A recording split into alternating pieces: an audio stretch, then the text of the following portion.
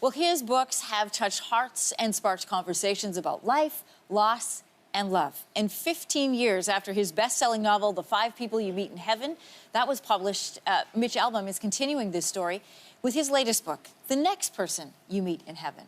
Mitch joining us in studio this morning. Great to have you here. Thanks, Anne-Marie. Such a big fan, both of Tuesdays with Maury and The 5 People You Meet in Heaven. Glad the story is continuing, but in this one, there's a switch. You focus on the little girl that Eddie saved. Why did you make that choice? Well, ever since I published The 5 People You Meet in Heaven, which was a story about an old man named Eddie who saved a little girl named Annie from an amusement park accident. He dies, he goes to heaven, he meets 5 people who explain his life to him. I've been getting letters and calls and emails about, well, so what's the next stage of heaven, and where does Eddie go next, and what happened to that little girl? And I've never been a sequel writer, but in the last few years, my mind has been on heaven a little bit. I've had some losses in my life, and I thought, well, let me revisit this. And yeah, this one focuses on what did happen to the little girl and what happened when she makes her heavenly journey. Did some of those losses in your personal life, Mitch, change how you started to write about the afterlife? I think it's more of a hope. You know, I lost my mother, my father, and a little girl that we were raising as our daughter, a Haitian orphan.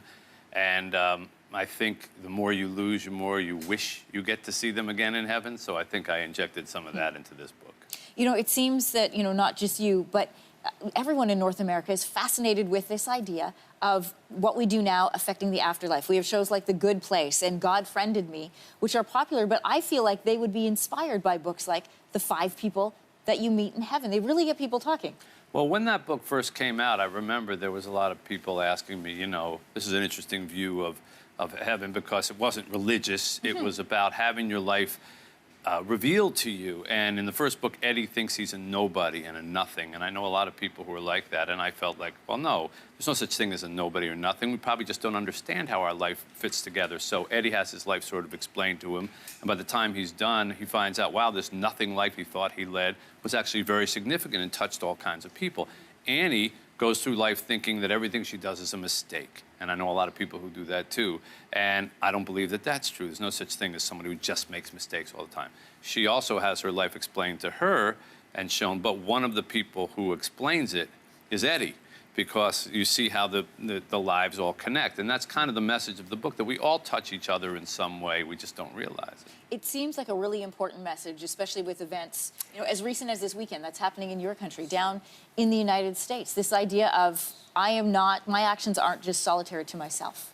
Well, that is very true, and we all know that. You know, I sometimes tell people, like, have you ever been on a highway and you swerved and somebody missed you, you know, just for a second, and their good reactions, you didn't hit them, and you go, phew.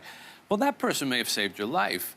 I mean, that person may have altered your entire path, and you don't even know who they are. And they drive away, and you'll never know their name. So in my books, this concept, you meet those people again, and they say, hey, remember that 2 seconds we had on the highway? Well, if I hadn't done this, you would have done that. So yes, we all connect with one another, and we all impact one another. And I get to see it when I go out as an author. I'm sure you do in your position too, and I think everybody actually affects people. You don't just focus on people in this book. You know, do the concept of all dogs go to heaven. Why was that important to you? You know, I cannot believe how big this has become. You know, I'm a dog lover, but I did not know that, yes, one of the people that Annie meets in heaven is her dog.